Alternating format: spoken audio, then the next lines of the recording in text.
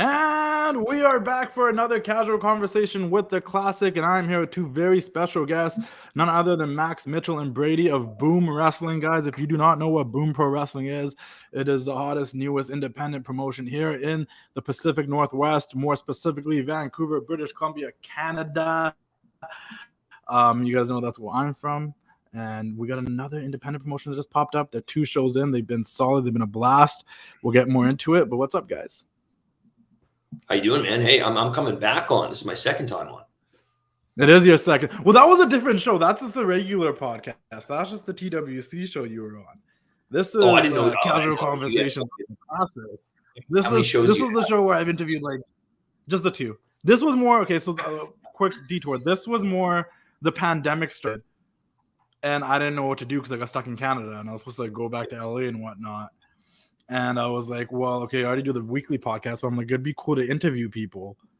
Yeah. At the same time, everyone was doing it. So I'm like, it'd be cool to interview people over Zoom and stuff. And my thing was more, I don't want to call it anything wrestling related because I also want to interview people that did nothing with wrestling. Hence why I've gotten people like Caroline Sped on here and Gary Vee. Like, they're loosely like wrestling. Like, Will Sasso loves wrestling, but like I was able to be like, it's not just a wrestling show, guys. Like, come on here. Like, you know, that's where this show came from. So we interviewed a bunch of wrestlers, people that aren't in wrestling. You had Gary Vee, and now you got Brady Malibu. I know. Look at that. Yeah. Let's talk about Boom Wrestling, though, okay? First things, for people that don't know Brady Malibu, I want a little bit of your guys' background. Like, give the people a little bit of your guys' background, like your guys' history with professional wrestling, if there's any, and, you know, how, you know, we'll start with you, Brady. What's your background in professional wrestling? Yeah, sure. So I started wrestling really young. I started wrestling at 15. I was traveling around wrestling in Alberta and BC and, across Canada. And then when I turned 18, I moved to Calgary and I trained at Lance Storm's Wrestling Academy. Was there for a few years, and then I went to Los Angeles and trained at what was the New Japan Dojo. Didn't have the New Japan branding on it anymore, but was Rocky Romero, TJ Perkins, Carl Anderson, those guys. Trained also a little bit in some lucha stuff while I was down there. So got to go into Mexico and wrestle lucha. And then I went over to Japan, and I was working at what was called Smash Wrestling, which was Tajiri's company there. And then, did a whole bunch of tryouts with WWE and did a TV show called World of Hurt with Roddy Piper and on and on and on. And then moved out to Vancouver. Wrestled for ECCW here for many years, and then I was kind of getting more into film and TV. So last time you and I chatted, I was sort of out of the wrestling game because I was really busy in film and TV, and recently kind of been sucked back in a little bit. Wrestling's been a huge part of my life since I was very, very young. So I was excited to get back in the ring, and I was excited about what Max was doing with Boom. And at that same time, I also had, there's kind of multiple people that were sort of bugging me to come back and talking to me about coming back. So I was already in the mindset of coming back and doing something. I wasn't sure what that was going to be. But then when I connected with Max, it was funny because I was doing a little podcast with Ravenous Randy, actually rebooking the 90s, which was a 12 episode sort of comedy wrestling. I do recall. Yeah. Really.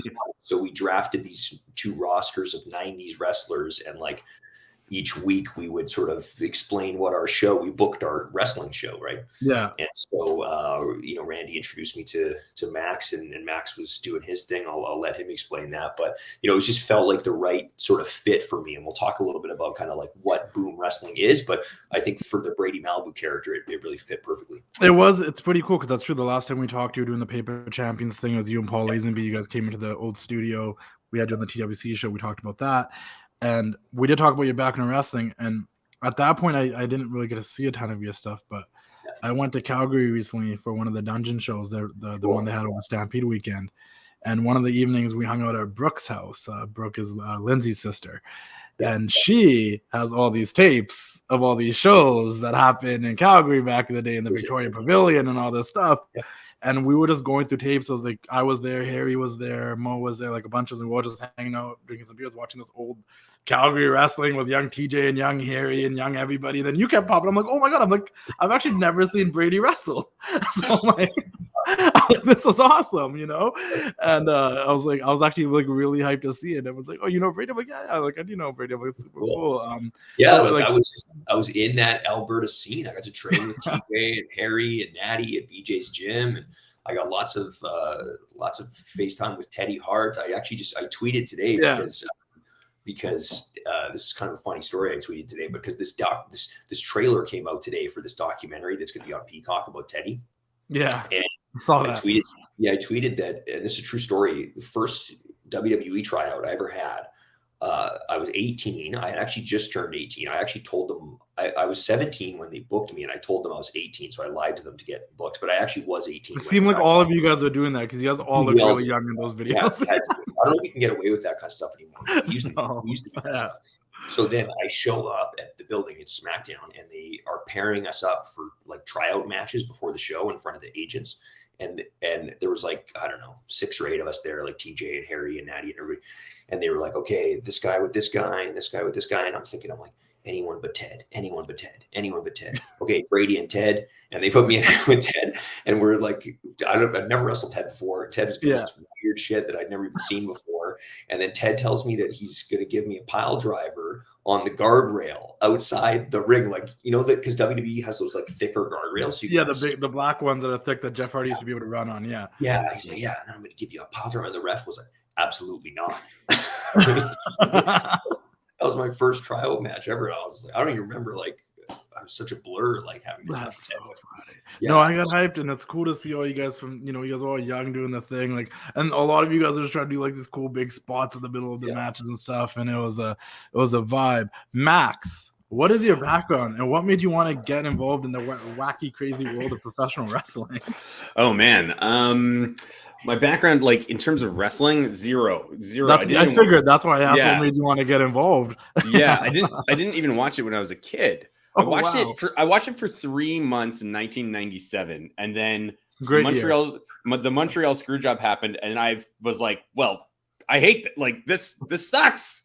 Yeah. I was so heartbroken that I turned it off, and I never turned it back on. I know for people listening, this might come out like tomorrow or later next week, but today is like the anniversary date of the Montreal Screwjob. Is it really?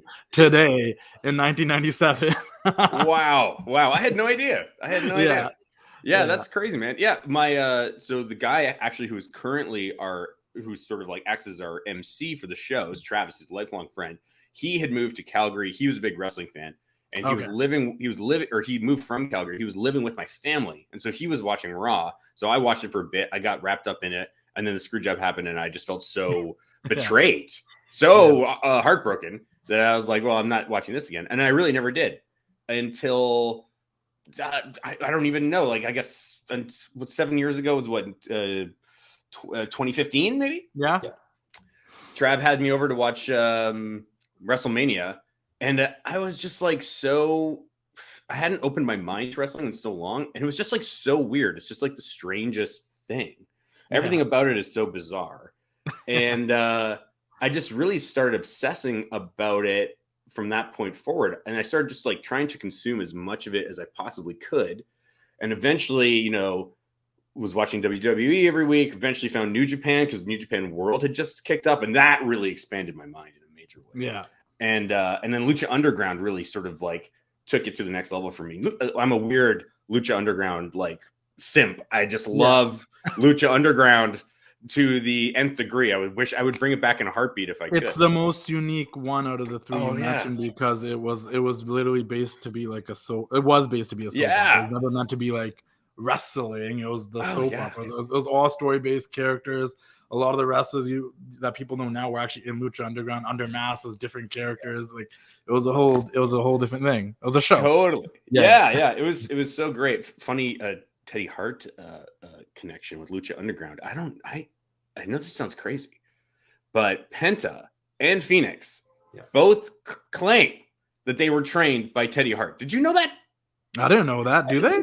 That's what I swear to God. As speaking as a Lucha Underground expert, wow. This is real. They're on record as saying this. That's crazy. Yeah.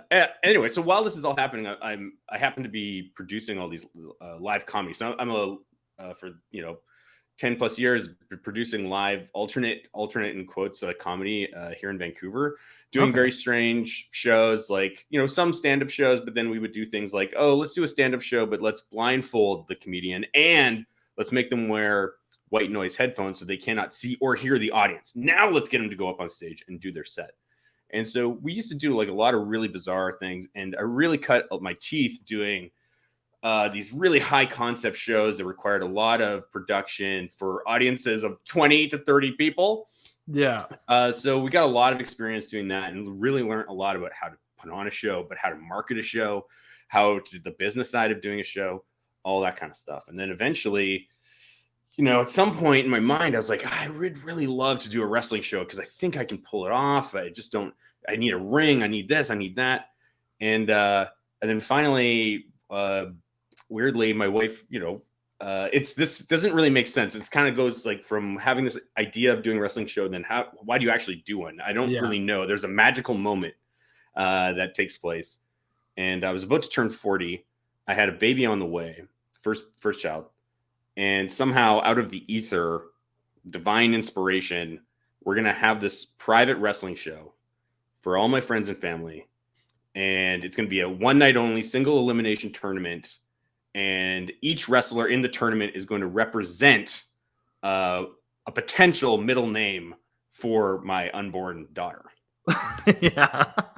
So inspired, go out into the world, start putting the feelers out there, get a ring, manage to book, you know, 8 wrestlers who were willing to do it. I still don't really understand why they would ever take a chance on me, but they did.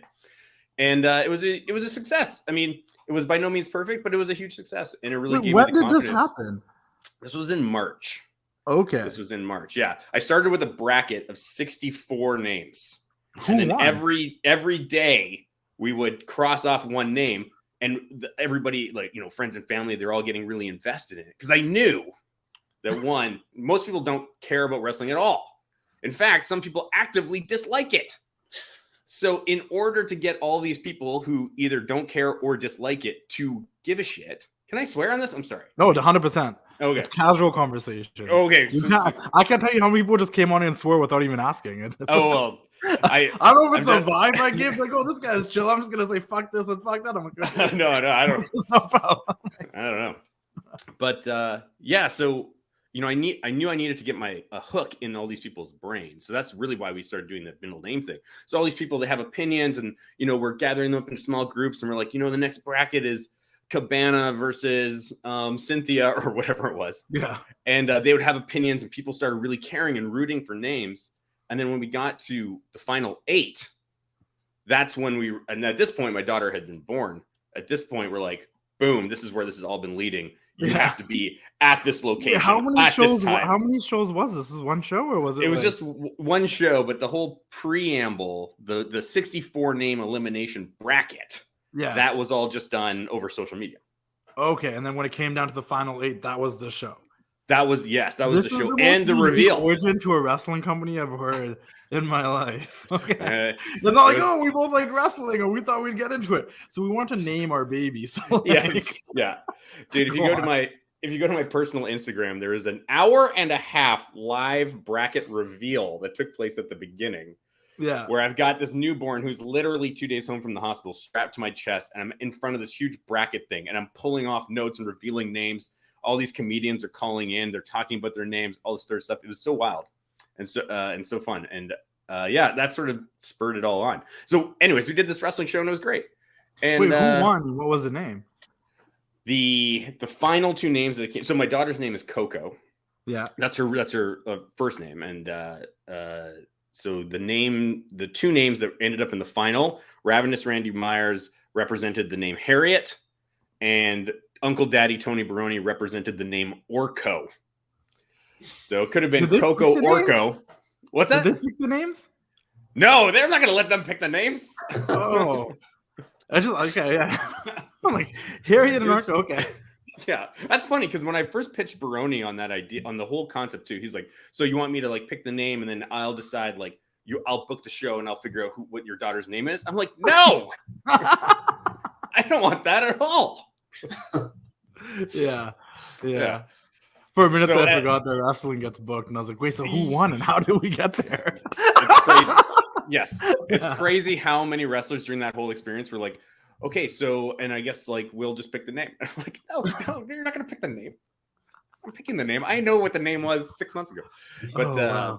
yeah. And then so Ravenous Randy won, right? Okay. And if you're familiar with Ravenous Randy, you know he's a pansexual jester is his character, and you know all my friends and family, like, you know, the first 8 matches go by, and in their minds they're sort of making their predictions based on the names and based on the characters, and nobody had the pansexual jester coming through in the end. So Yeah. So it was a big, so we just swerved the audience all night long, and we had a bunch of great moments. And from there, I was like, I even told the gentleman who rented us the ring for the show, a guy who goes by Cobra Kai, who's a local promoter in town. Yeah, he's like, "Oh, you're gonna want to do this again." I was like, "There's no way I'm doing this again. There's no way. This is too stressful. It's too much. It's too dangerous. My God, the liability is insane." And then like 2 days later, I was like, "Okay, I have to do this again. Not just do it again, but I got to do it for real. We really got to do it." So here we are. So here's Boom Wrestling. So how did you and Brady connect then? Well, the podcast that he was doing with Randy, Rebooking the 90s, that was happening while I was working on the show, and I had been listening to it, and it's really one of the reasons why I was like, because I think every wrestling fan kind of thinks that they know how to book a wrestling show, you know what I mean? But I didn't necessarily trust myself in that regard. So I knew that I needed somebody. I was going to need some experienced people to help me out.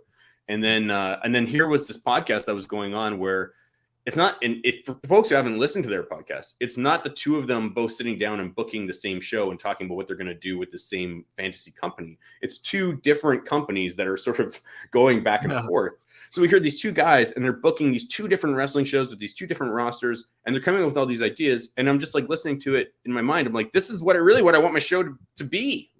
Yeah. So because we had the connection with Randy, he reached out to Brady, and here we are. The rest is history. That's wild. So Brady, what made you want to wrestle again? How was that decision made? You know, it's funny because actually just going back to the podcast for a second, like when Randy and I did the podcast, like we just did it for fun because it was something we had joked about doing, and we just thought it'd be funny. And you know, I really enjoy booking wrestling, but I wasn't thinking when I did this podcast that like 6 months later I'd be, you know, booking on in a real wrestling company. So it was just like a funny thing that like this podcast. Abraham Lincoln is the perfect. Yeah. One of the characters. Came from the podcast. So we did this thing. Wait, Abraham Lincoln came from the podcast? Yeah. So we did this thing in the podcast where and I highly recommend people listen to it because it's a lot of fun. We did a fantasy draft episode. We drafted all 90s wrestlers. We each got a certain amount of wrestlers, but we each got one wild card pick. And I made this rule where this wild card pick, you could choose one wrestler from any time, any person. It could be yourself. It could be a made up wrestler. It could be whatever, wrestler from the 20s, whatever.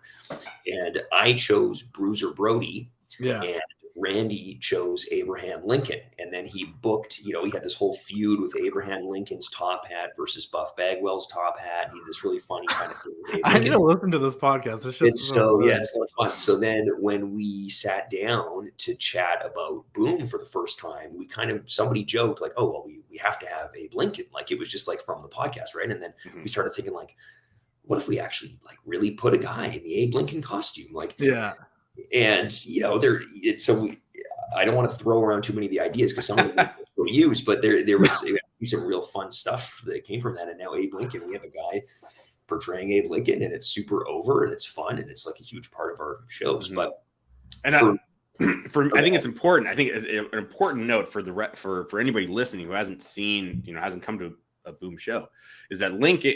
This isn't a show that is full of like historical characters and fictional characters. We don't have, you know, a mermaid fighting Albert Einstein. No, this is a wrestling show plus Abraham Lincoln.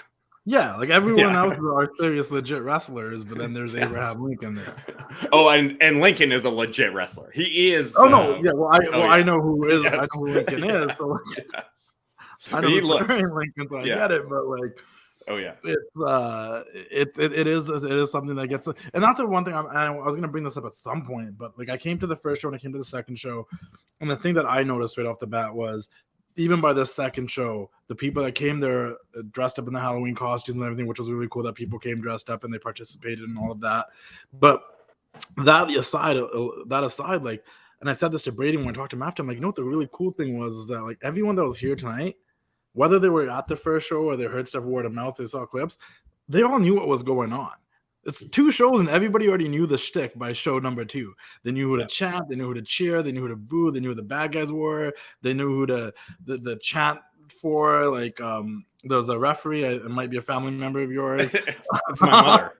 Your mother, like they had the chant down for, and I'm like, that's crazy because this is only show number 2.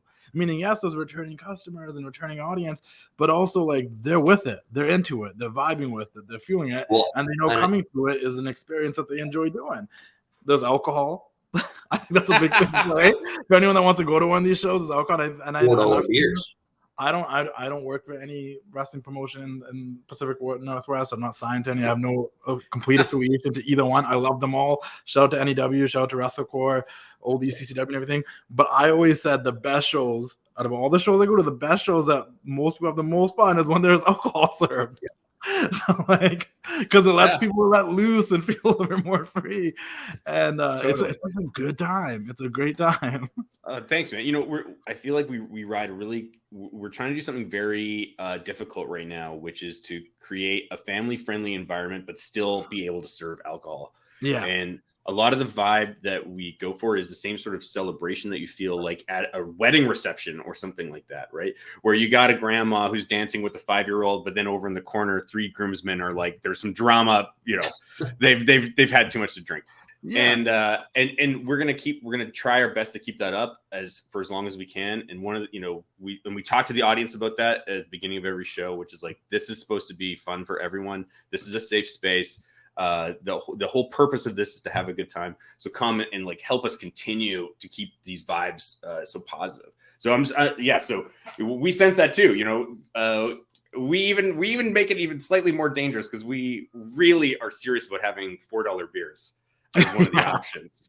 So it will work until it doesn't. I think that's a perfect analogy of thinking of it as like it's a wedding reception, because it is all ages. You know, your families are going to be there, but you know, those people letting loose and stuff, and it's felt like that so far. And I just feel like, and the thing is, there's no one really there with any negative intent or negative energy. Everyone's there for a positive, good time to watch some wrestling and enjoy it. And honestly, after the 2 years we're stuck at home in pandemics and no wrestling and no live shows, and you know, due to certain circumstances, companies disappeared and stuff, we kind of missed having wrestling on a monthly basis, and you know, also not super expensive wrestling sometimes. So I think it's been a vibe so far. And well, I think like kind of what you were saying about people already sort of understanding the shtick for the second show is awesome. And you know, Max has done an awesome job with like the recap videos and all the social media, which helps people like stay on top of what's happening with the characters. But one of the things that really attracted me was,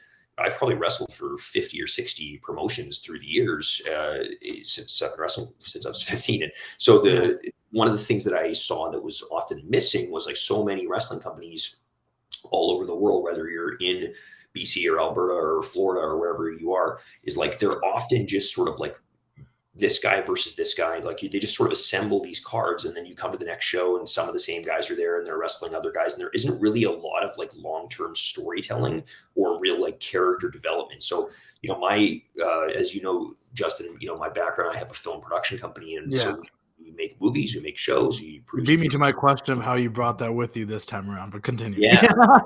You know, it's like that I'm super into characters. You know, I work with a couple different writers in my company, and we develop shows, and we produce a show on Chorus now called Escaping Denver, but we also produced a show called Paper Champions set in the world of wrestling. And so when I like think about characters, I think about like, okay, how can we further develop this character? Where's this character going to go? Like, I don't want to see this character and then see them again 5 years later and they're the exact same. That doesn't interest me. So when we sat down and we mapped out the whole first season of Boom, every character in the show has some kind of arc, right?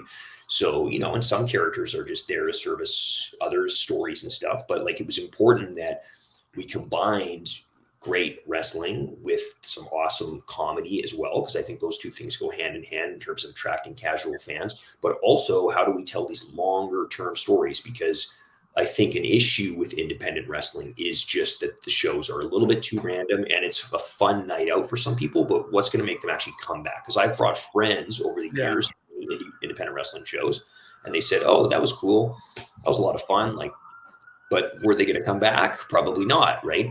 Now I have friends that are buying tickets every single show and are religiously telling everyone to come, and they're invested in these stories already, and we've only done 2 shows. So if I was to ask you what makes this company stand out compared to other wrestling companies, would you say that's it? Because you do have a point there. For the most part, if there's an independent show, and this goes for ones in even like North America, in America and the States, Seattle, they'll give you cards and they hope to sell you on the cards and maybe having a big name on that card coming in as a surprise guest or whatnot.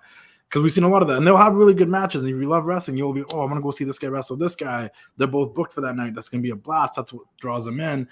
But if that person's not coming back again for, say, 4 or 5 months, or maybe never again, like, how does that bring people back? And that means they have to enjoy the rest of the show. But then also, you're looking at it as a television show, right? And when you look at something as a television show, it's what makes you tune in next week. Eric Bischoff loves to always say it's not the show that you have live that you're getting the ratings for. It's how good your last show was. That's what makes people come back to the next one. And I think that's probably what makes you guys stand out compared to other independent companies. You're trying to make people leave with the impression of not, oh, I want to come back and see some great wrestling matches, which there are great wrestling matches, but I wonder what's going to happen with that character. I wonder where Abraham Lincoln goes from here.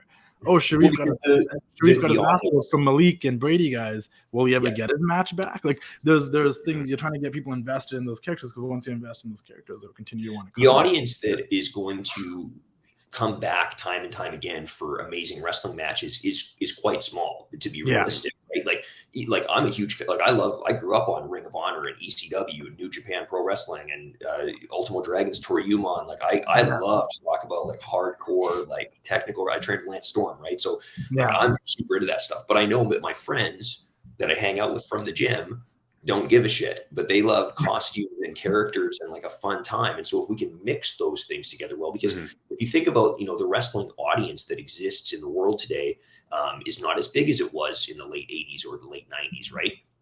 Wrestling still does really well on TV, but it's not as mainstream successful as it was at that time. So when you think about the audience that's going to come and watch a local wrestling show with no big name stars, that audience is small. And if you're presenting them with just straight matches, you're not getting them invested into coming back. And so what we've tried to do is really attract the casual fan base. And I even like hesitate to use the word casual, because a lot of these people they're not even casual fans. They don't watch any wrestling. They don't know anything about wrestling.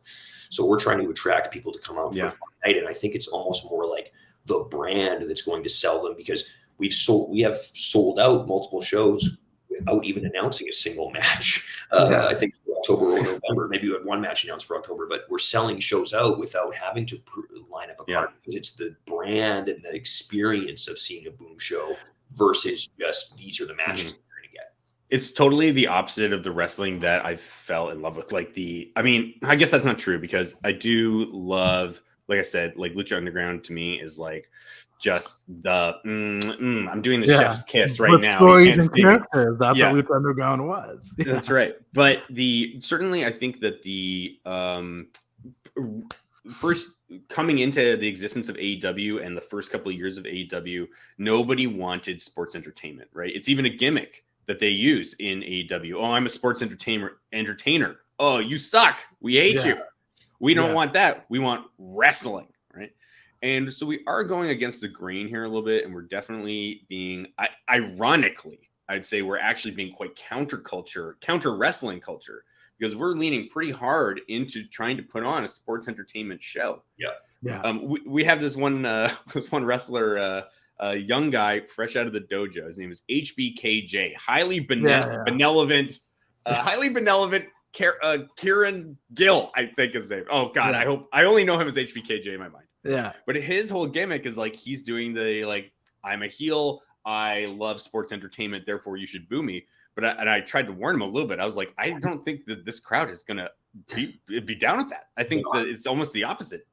And so, yeah, I just think that I don't know what the overall sort of like macro wrestling culture, what direction it's heading or anything like that. But I know that we having done the exact opposite of what is trendy, we're crushing it. I would spin that a little bit though, because like AEW's goal, I think, was to be the alternative to the WWE, and that's on the mainstream level. And if WWE is sports entertainment, how do you stand out? And that's, it's not about being the same; it's about standing out. So they want to be different. On an independent level, it's wrestling. So you guys are trying to be the alternative, being like, well, if there's already like 2-3 wrestling companies, that's great. We'll be the sports entertaining fun company, because now we're the alternative to what's the majority here. If the WWE was the majority there, and the monster and the corporate monster that monopolized everything for so many years, and AEW had to be the wrestling company to be different. If you guys are in a space where all the independent companies are wrestling companies with great cards and bringing great people in and great wrestling matches, but not really. And when we talk about stories, and I want to break this down for people that get confused, because some people are like, oh, there are stories. Stories based off of this man has the belt, I want the belt, he wins the belt, but now he won the belt, but this guy was the number one. That's not really a story. That's just technicalities of how the contendership and who the champion is and whatnot. Like, this guy wants a rematch. It's sports. Stories is more like getting invested. It's sports. Yeah, it's more sports. It's like teams, competitive, like being in competition and having competitive feud it's like the base of a bigger story if you want to tell a story, but it's a good base that you can use in wrestling, where like two people want to be the champion, they're going to wrestle for it, but this third guy might want to be the champion, and the whole story is based around the title and whatever, right? Winning the titles and winning the championships, right?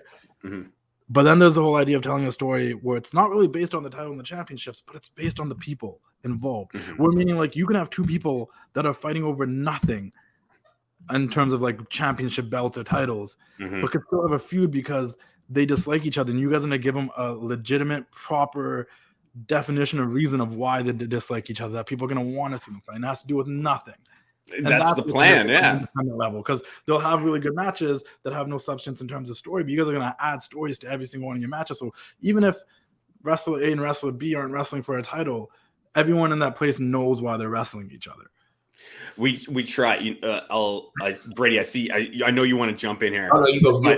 But it's like there are times when we need a palate cleanser for the audience, because we're inundating them with so much story and so much information that we're like, okay, we need two wrestlers to go out, have a good match, two super talented guys go out there, wrestle, let the audience relax their brain a little bit, so that they're geared up for the next story beat that's coming. So it's not like. So we do have moments of rest.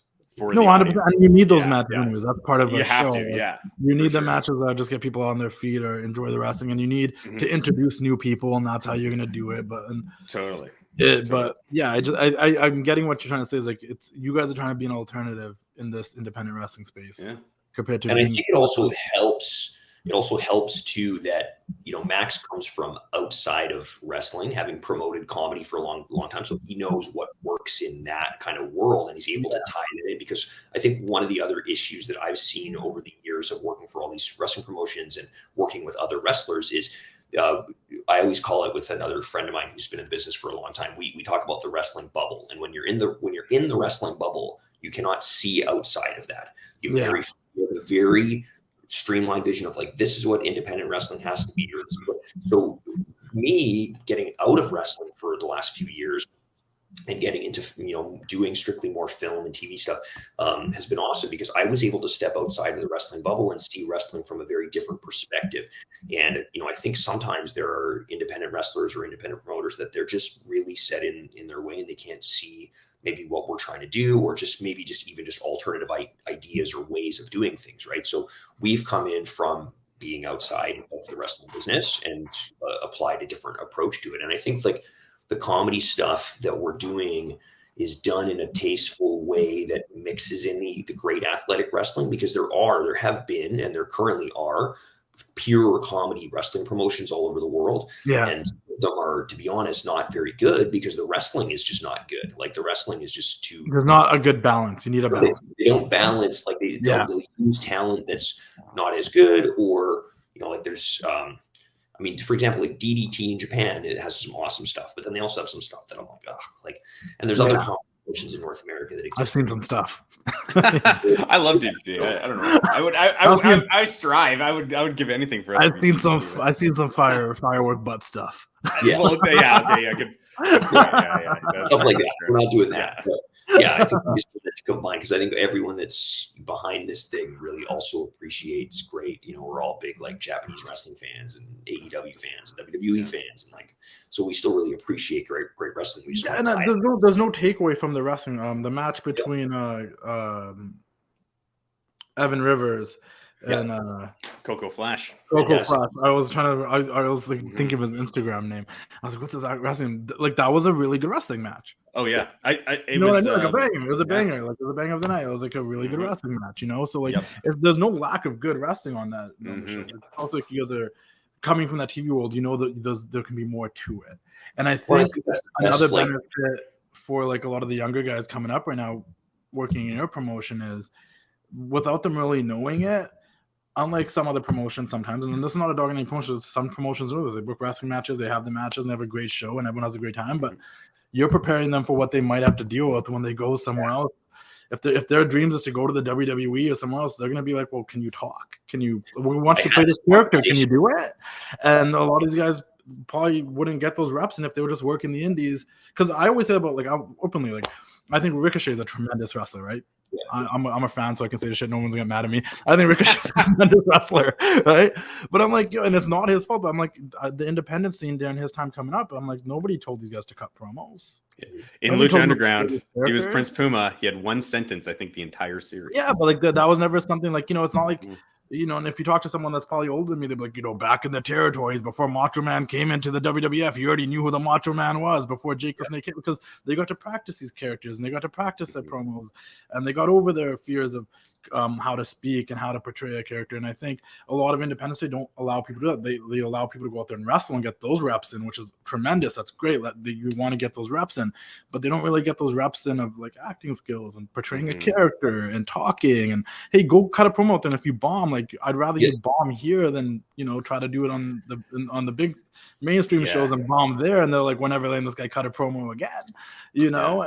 And I had an opportunity to give people conversation with a younger talent at our first show, and I said, oh, and then you're going to cut this promo, and he was kind of like, oh, I don't do promos, man. I just not really I just can't. I get too nervous to do promos. And I was like, well, where are you going to wrestle? Like, what's your where do you want to wrestle? Like, what's your goal to? Because you're going to need to practice that at some point. And I think like a lot of I think, you know, wrestling schools everywhere should maybe also do a bit more of that stuff. Just to, you know, dive a little bit more into character development. Like, we used to do promo class at Lance's a little bit and stuff, which was cool. And like, I think that's such a huge part, right? Like, there are many, many amazing wrestlers right now on the independent circuit around the world. I mean, we're overloaded with great wrestlers, right? Like, look at the size of AEW's roster and all the guys from Ring of Honor, and there's just so many great wrestlers. And so to stand out as a great wrestler is hard these days, because there's a lot of people that can do every move in the book, right? So you need to really establish like your ability to talk and your ability to get over as a character the moment you walk out the curtain, and also just as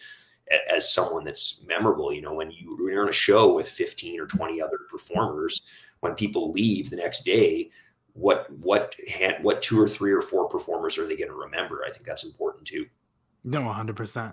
And I think getting those reps, and I think that's something that's missing. I think you guys give that opportunity, allowing them to kind of take those. Get that young guy that didn't want to cut a promo, and if it's tough. And I think he did. I think he did. At least they're sucking in front of these 200, 300 people rather than sucking in front of millions on TV. You know, like, I know. And we protect them so much too, because you know, our show is not broadcast anywhere. It's really a live only event. And then we film it with like 4 or 5, like we had 4 cameras going last time, just so that we have the footage to cram into a 5-minute video. And so, you know, anybody who's wrestling for us, like, you might fail in the moment. You might stumble a little bit, but man, you know, that's not something that's going to get out there. This is absolutely the place where you should be experimenting, and you should grab a mic, and you should be, you know, we need you to maybe hit one audible sentence, and so that we can use that. But if you talk for 5 minutes and it's a complete disaster, our crowd especially will forgive you very easily. Yeah, they're part of the show. They already feel like they're part of the show. And I think your guys' background with television and producing shows, comedy shows and stuff, you guys know how to deal with artists and be like, just, get them over their nerves and go out there and just give it a shot. Like, we'll be fine. Trying. Yeah. Justin, I got a question for you. Do you think that your audience, I'm sure, is vast, and it goes across like the continent and beyond? I have no doubt in my mind. We're big in Brazil and the UK too. But boom. And India, because India thinks wrestling's so real. I can say. Oh, there you go. Oh yeah, amazing. I feel like I really don't have a good perspective on this, so I'd love to hear from you. Okay. That I look at Vancouver and I see a relatively small city, right? I mean, I think Vancouver proper has less than 1 million people in it. Yeah. And we have 6 right now. As of today, we have 6 wrestling promotions in a city of less than 1 million people. That seems very abnormal to me. Yeah. What's your sense? You're global. You're Mr. Worldwide. Do you have a sense? I think I'm only aware of like 3 of them. So we got Boom, we got WrestleCore, Boom, NEW, and WrestleCore, the 3 right now that I'm very aware of. All Star Wrestling, the OG. All Star is like the OG, like it's been here forever. They've been rocking the Cloverdale Fairgrounds and stuff since I was a kid. Glam Slam. I don't know what that is. What is they're that? They're like a burlesque. They're like they're really pure comedy, I'd say. Oh, you know what? Like I think I've been invited to like go to that show, like to come hang out and stuff a couple of times. I haven't. The burlesque like wrestling situation. Yeah. But that's like that's a very niche. That's its own unique thing. So true. And then Parm Singh Man has just launched Dusk Pro, which is that I've just heard about. So that's 6 promotions in this one city. That seems totally crazy to me. I feel like there's something in the water, something special going on. We like wrestling here. We like wrestling here, and we are starved for wrestling here to an extent because neither of the major companies really come here that often.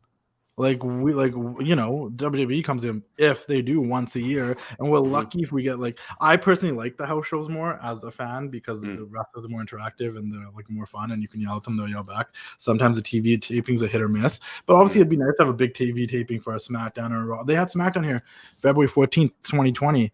And everyone's like, "Oh, Vancouver, there's no fans." We were loud. We were probably, and it wasn't even a good show. We were just a really loud crowd. They gave us a pretty bad show. But Carmella and Bayley was like the best match on the show. They said Hogan was going to be there. He showed up via satellite. It wasn't a good show. But but we were loud because we're starved for wrestling. How often do you hear about as wrestling fans from Vancouver having to drive to Seattle, drive to Oregon to go watch a wrestling show?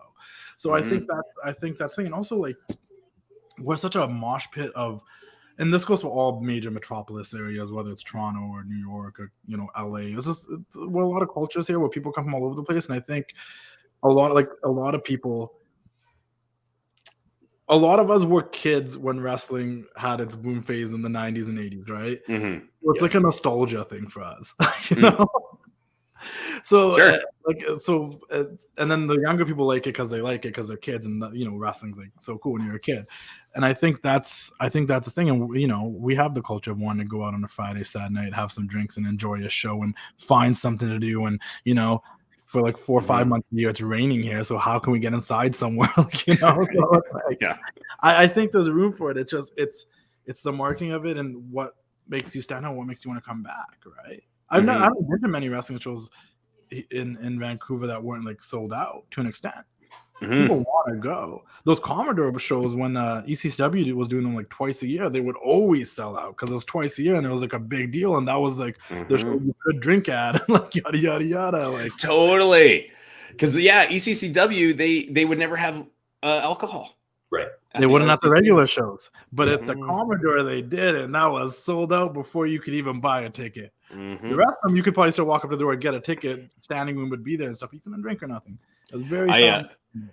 I got to interview. I did some writing for Vancouver Magazine, and I got to go to the Commodore show early and interview all the wrestlers, and we took a big photo of them for a big double page photo spread.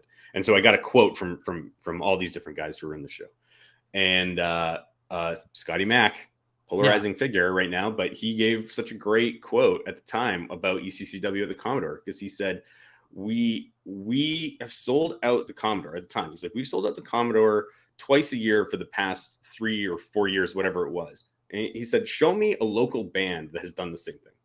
Like it doesn't happen. It doesn't happen. So there really was something special at the time, and they really did feel like they were the only game in town. And the Commodore has its mystique too, in a sense. Like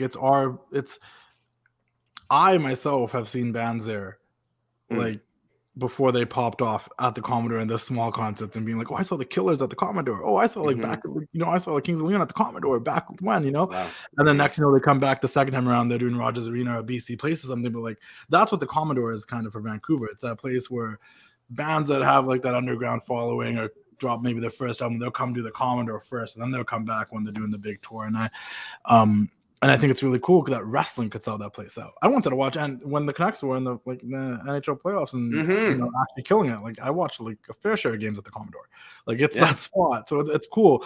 I think wrestling in Vancouver is like, I think there's a lot of fans there, and there's a lot of fans that grew up when wrestling was popular. So I've even, like, to Brady's point, I've invited friends myself who don't watch wrestling at all anymore. Like, and they know me. I've always been the wrestling guy since I was in school and stuff. And I'd be like, "Oh, come with me to the wrestling show," and they'd be down to come to, like, because it's something to do, and it's wrestling's always fun live. We just don't get enough of it.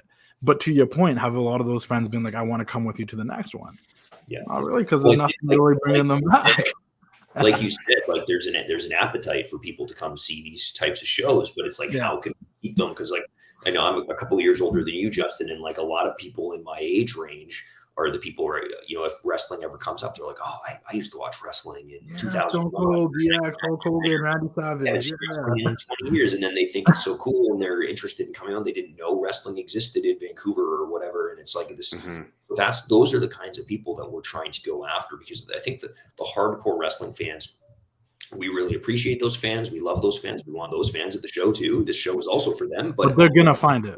They're going to find it. So they're going to find it. They're looking for it. Find people that are not following, all the BC wrestling stuff on Twitter or whatever. Like, we need to find the people outside of that. And I think that we've done a really good job of that. And I think that we just need to continue that momentum and keep those people coming back. And you do that with stories and characters, because again, great wrestling is awesome, but that's going to appeal to a small. And I would feel really remiss if we didn't on this such a large platform not to mention one of the other sort of real main cogs in the whole show is a guy by the name of Lane Small. Yes. He is basically single-handedly responsible for the production that you see. This big gigantic glowing sign that says boom, and all of the lights and the haze and the fog and the sound, like literally everything. It's a one-man show. I would get a little worried about him. He's taking on a lot. He's carrying around a lot. He's sort of a one-man band, He's got the gigantic drum in front of that he's holding, and he's got a cymbal that's playing off of his back. Yeah. But one of the stories that that he likes to tell is that he took a bunch of his friends to an ECCW show at the Commodore, big production values, right? Yeah. Got everybody excited. They went to go see another show at a pensioners hall in New Westminster, and they walked in and the production was zero, right? Yeah. No production. It was a curtain. Exactly. Yeah. And so we really are we just recognize the importance of that. We try to elevate every show as much as possible in that regard, right? Like, we have I don't want to get too much into too inside baseball, but we have funds that we just earmark to burning money on the show just to make it to more special. And that is a big deal, because if you're gonna bring people that haven't watched in a while or don't watch all, if you want them to walk in, they're like, oh, this is something. There's something going on here, totally. And I think that's you don't want them walking in and be like, oh, I feel like we're in some dingy hall here and there's not much going on. But if they walk in and showing your buddies a movie you shot on your iPhone in your living room with no lighting, being like, what do you think? Versus shooting something with a little bit of a budget that's got some cool, you can tell the production value is there, and it makes it more of a whole complete show for them versus just watching some wrestling. And we are in a dingy hall. Yeah. Like that's I know, but like we are in a dingy like hall. that. You want to make them feel like they're somewhere special. Yes, exactly. 100%. Right? Yeah. It's back to that. You could be a bum, but if you dress like you're a millionaire, someone might assume you're a millionaire. That's right. Perfect analogy. That's the job you want, not the job right. you don't have. Yes. Boom. How'd you guys come up with Boom? Why Boom? You guys didn't want an acronym, a wrestling acronym. You want to go Boom? Yeah. It's we made a list, like a long list of all these different names, and I was really pushing hard for World Peace Pro Wrestling for a long time, but that sounds terrible. Yeah, well, the only reason why I didn't go really hate each other. World Peace Pro Wrestling, man. Well, that's why I loved it. It's just like, don't you realize that you should get, like, the goal is peace, but you are all fighting. But yeah, the owner of the company wants nothing but peace, and everyone hates each other. Yes, exactly. This should just be sportsmanship. Come on, you guys. But I got worried that people were going to start to perceive it like it was going to be like, oh, like nations battling, like world peace. Oh, so yeah. India versus a guy from I don't know, England. Maybe you could, just one day maybe have a world peace tournament. Yeah. Well, I just love the term, like we fight for world peace. Yeah. It's like, hell yeah, man! Like that should be everybody's motto. Like, damn it! Everyone's having hardcore matches. Yeah. No. Yeah. But I don't know. So we were brainstorming one day, and in my natural life, like a lot of people, I say boom all the time, just very naturally, just as like an exclamation point. Like something good happens, boom. Something bad happens, boom. It's just sort of like a vocal tick of mine. So when somebody suggested it, I just latched onto it like immediately. So that's really where it came from. But there's a double meaning too, like going back to what I was saying about being six wrestling companies in Vancouver alone. Like I really do feel like we are going through a boom period. Yeah. And so it represents that, and it represents the excitement and something special. And it's not just a series of 4 letters ending with a W.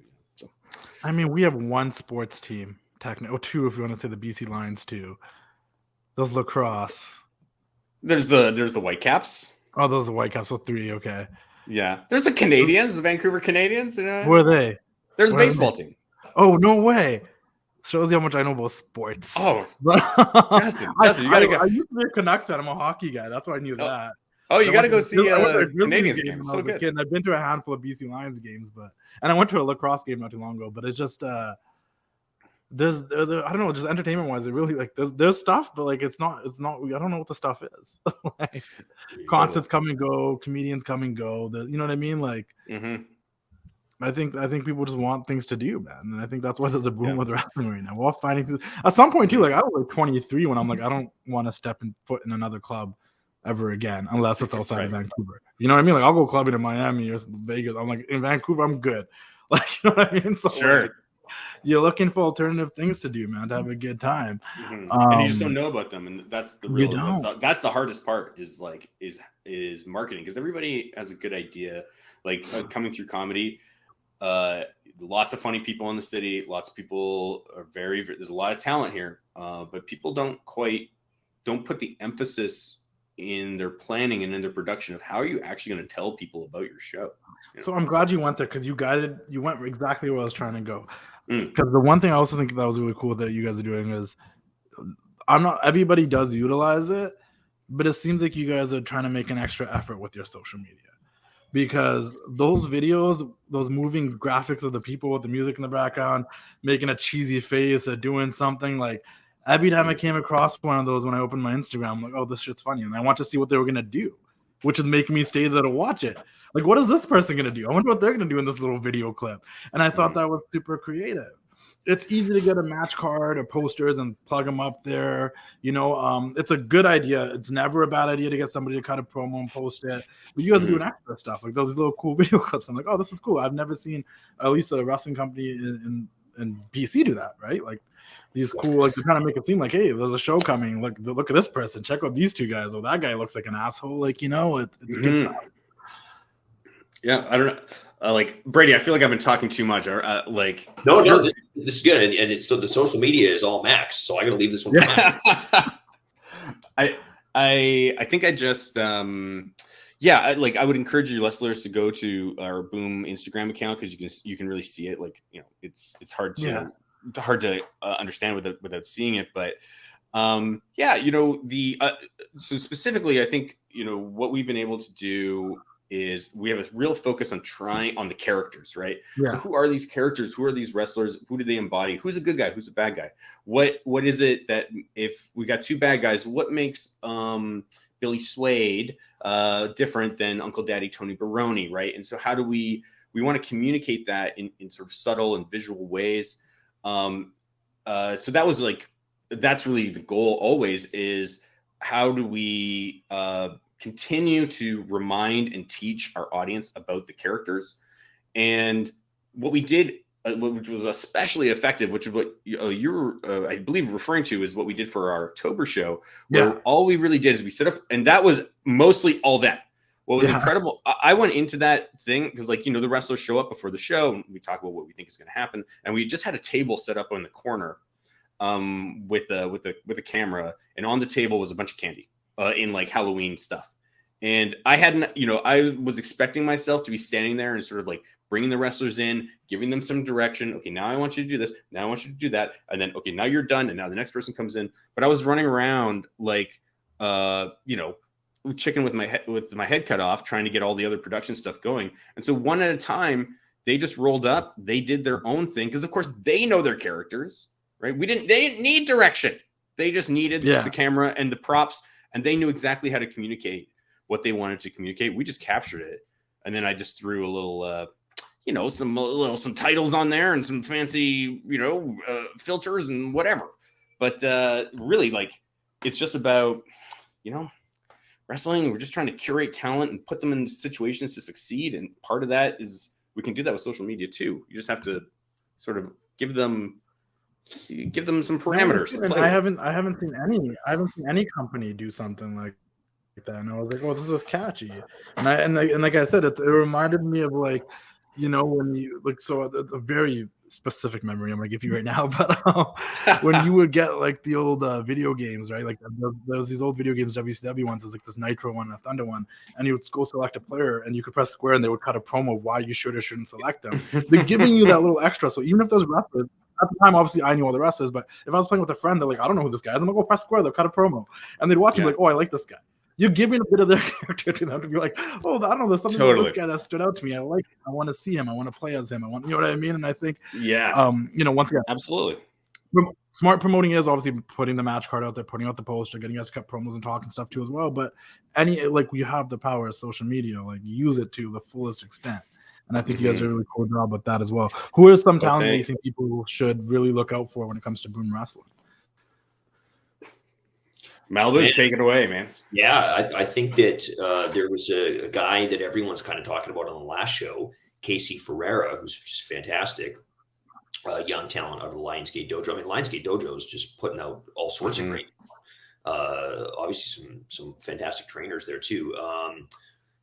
So in terms of kind of some of our main characters, I would say on the show, obviously Ravenous Randy Myers is a big player. Abraham Lincoln, we are a player. Yes. On the big baby face side, and then of course we've got Golden Boy Travis Williams, who's awesome. Nicole Matthews, Tony Baroni's another big guy. Billy Swade. You know, of course we've only had 2 shows, so we're sort of establishing kind of who those main characters are. We've introduced, you know, a couple of I guess more minor new characters on the last show, but some of the fun is going to be watching some of these characters grow, right? So you get a hot rookie like Casey Ferreira, like, where can this character go now for the remainder of this season? Can he pick up a big win? Can he get that, right? So yeah, tons of good talent in the area. I think, like Max said, it's like such a boom period. It's like a great time to be a Vancouver wrestling fan. It's a boom. Yeah, Vancouver wrestler, because a lot of these guys are getting a lot of reps wrestling for all these companies, which is great. I mean, our roster from top to bottom, I think, is just stacked with fun characters right now. Yeah, I like every single person we bring in, like, it really does feel like this is the Marvel Cinematic Universe, but taking place in a Legion Hall. Like, everyone, if you are in this show, like, you're a Keystone player, right? Yeah. Like, we care about you. We care about your character. We want to have you back as much as possible. And if anything, I feel like a little overwhelmed with how many characters, because we had some injuries and we had some late replacements. And so actually our roster has sort of not ballooned. It's just grown by maybe like 4 or 5 extra people that I wasn't anticipating at this point. Yeah. And so I feel like this responsibility to all of these characters, like, oh my God, what are we going to do with all these people now? But I love all of these characters and everything that we've done with each one of them. I could not remove one at this point. Yeah. You know what I mean? I just think that everyone has such a vital role to play in what's going to happen next. I would just I could wax poetic about literally every single person on this card. It's giving a can't miss type of a feel, like if because like we've talked about it a bit, but if you have a wrestling show with a great card, you might miss someone coming in, you might miss a great match, but you're not, you miss a show, you're not really missing the storyline too much, or you guys are like, well, you miss it. And that comes back to kind of like how we talked about sort of writing it as like a TV show, right? So each show has some story that sort of go through like the actual show itself and might wrap up on that show. But then we've also got some storylines that literally started in the first episode and are going to go right to the season finale of this season and maybe beyond, right? So like, and I think Max did a great job with, again, those the episode recap videos that we've been putting out, which really do a good job. So if you do miss a show, because sometimes it's not possible to get to every show, or our tickets are selling out so fast that you can't get a ticket, you can really catch up with these quick videos Where do people watch the recaps? YouTube. YouTube. Yep. You can find them if you follow us on Twitter. We'll always post about them. Same thing on Instagram too. You'll be able to find them, but you can go to our website and you'll find a link to everything. We just released the October recap video this morning, yesterday. Time is a blur, but just recently. And so it's sitting there waiting for you. For people that are in the Vancouver area that might be listening to this, if they want to come, like, where do they buy tickets from, and roughly how much are tickets? Sure. So the best thing, anybody who's interested to come, first thing I would say, go watch the recap video. You're going to get a sense of if this is going to be worth it, if you're going to enjoy it or not. Right. Yeah. I think you will. The ticket is a $30 ticket. So it's a premium ticket. We make we try to make up for that with cheaper beers. And that's why we have a $4 beer. We don't want to do the opposite. We don't want to get you locked in a confined space like an airport or like an airplane will, and then charge you a $10 beer. We want or an arena. Exactly. So again, we're going against the grain. May not be good business, but we're doing it. And so it's it is a $30 ticket.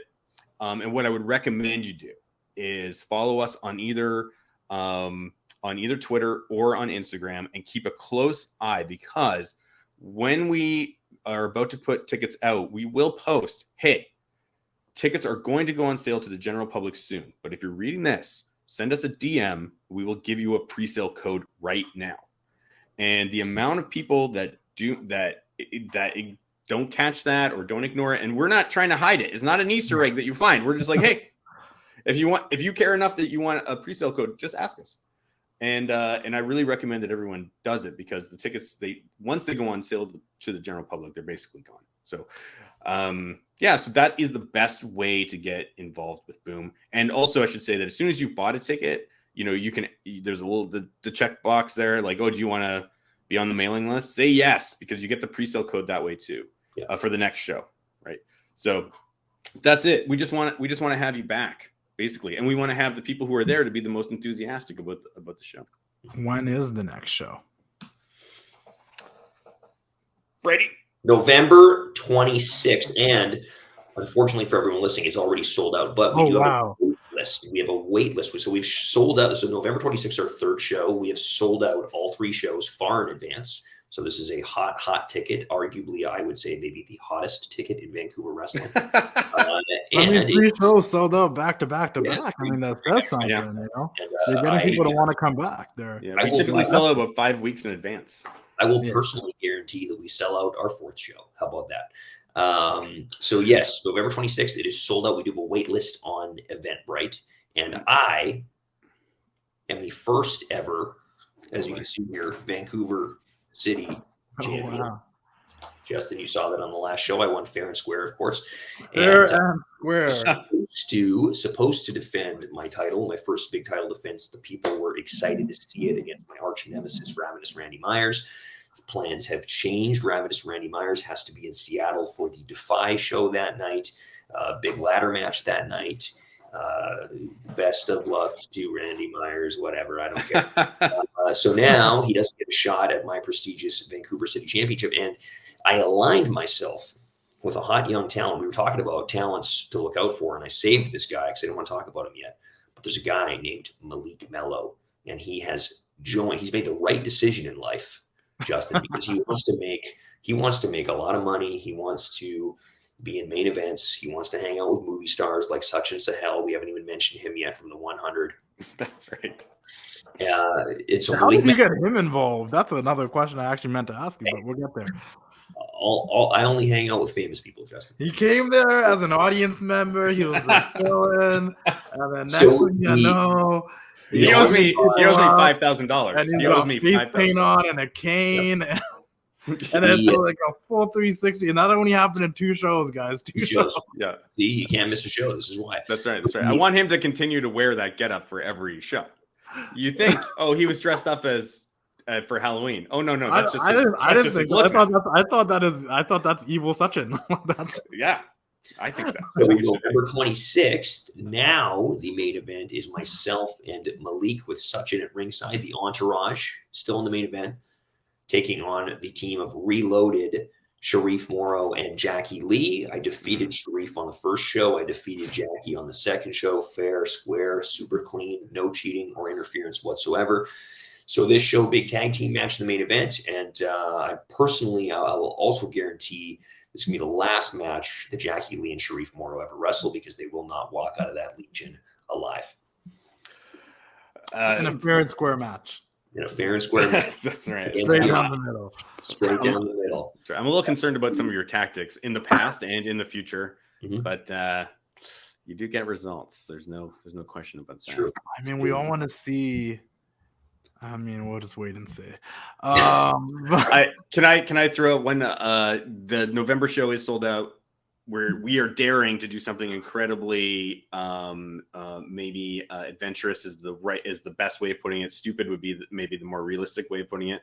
We are going to do a show on New Year's Eve, and tickets have not gone on sale for that yet. So anybody who's listening who's interested, do follow us on Instagram. Keep an eye out for all that stuff, and come, because that is going to be that's where all the first half of the first season is all culminating in that show. All those stories are going to blow off. Well, if you guys have time, maybe I'll get you guys on the regular show, TWC show, before the New Year's Eve show, and we'll talk again, just kind of catch up, maybe like 30 minutes or 20 minutes, and kind of talk what's going on, and we'll plug that again.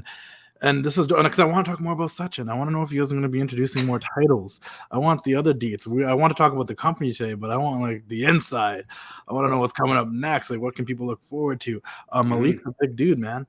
That guy came up, and I hadn't seen him before. And like, for a lot of the guys on the roster, I've seen them in other companies here and there. I've known a lot of them for years. I've known Sharif and Jackie Lee for years, 2 super talented guys that just can't beat Brady somehow. And it's because they're too honorable. The problem is that they have honorable. He beat them fair and square, straight down the middle. Well, no, that's for debate. But those guys, they're really talented guys. They just can't beat Brady and like not wrestling for like 5-10 years or something. It says a lot about them, but but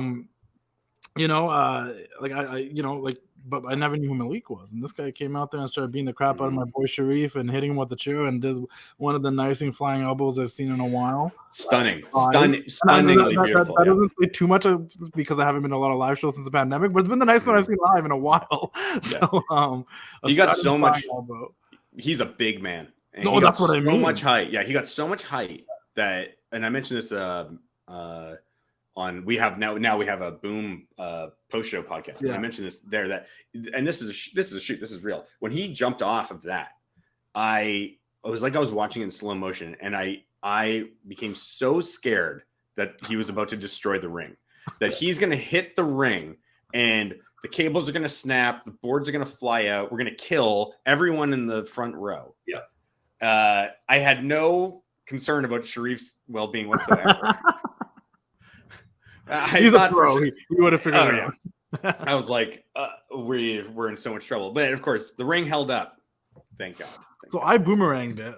So I have him like in the air and like, oh wow, like coming down. So like it was a really sick looking boomerang, but it was like so clean. And I'm like, and once again, when you see him for the first time, right? Like obviously, a lot of other guys are big too, but I've seen a lot of them. But like I've seen this guy for the first time, so he's making that first impression for me. And I'm like, oh, this guy's huge, and he just looked like an Air Jordan flying elbow right now, and it was tremendous.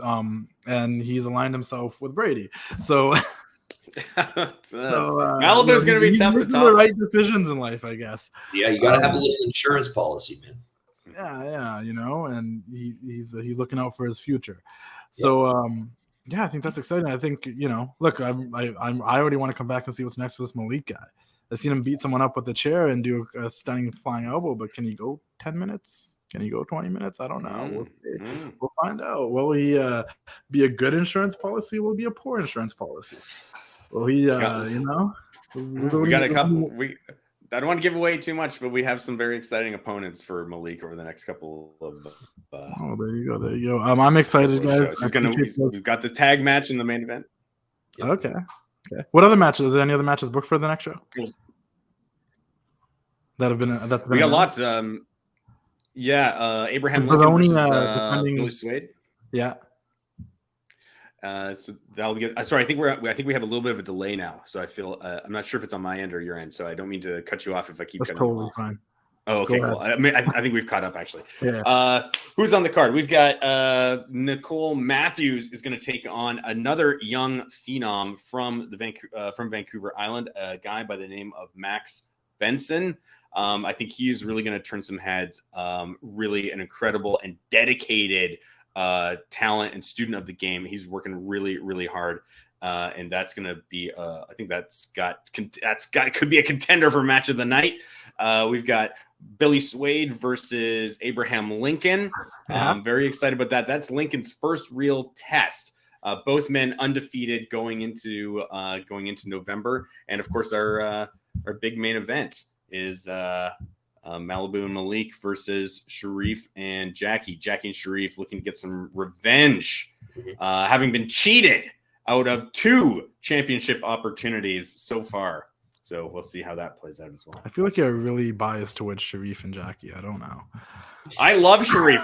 I don't know what it is about Sharif, but I have like all these ideas for Sharif. I want to do you know like those old Lucha Libre movies they used to do? Like you see like movie posters of like El Santo versus the Vampires or stuff like that.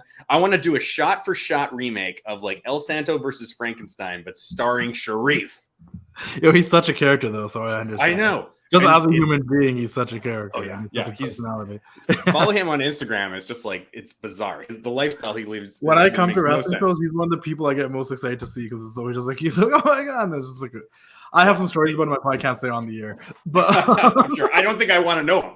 I like having the vision of Sharif that I have in my mind being crystal and fair enough. But that all being said, thank you guys for coming on here. I definitely would love for you guys to come on the TWC show before the next show and just come on for like 10, 15, 20 minutes, whatever. Just quickly remind people for the Vancouver if they want to come through and whatnot. And hope everyone follows you guys on social media. Follow Boom_Wrestling on Instagram, on Twitter. Check them on YouTube. Check those recap videos for the first 2 shows. Follow Brady at Brady Malibu. Brady Malibu. On Instagram and Twitter. Max? Don't worry about me on either socials. Just follow Boom. That's Boom. Just follow Boom. Yeah. There you go. That makes sense. Guys, I will be at the next show. Hopefully, I will see you guys there. If you guys are there, make sure you come say what's up. It's always cool meeting people, and they tell me they followed the page for forever, and then I get awkward for a couple of seconds, and we start talking. But I appreciate all you guys, and we'll see you all next time. Ooh, thanks, man. Ooh, yeah, dig it. What'd you say? Thanks, man. Oh, no problem. No way. We'll keep that in the show. Good night. We sincerely appreciate your patronage and hope we've succeeded in bringing you an enjoyable evening of entertainment. Please drive home carefully and come back again soon. Good night.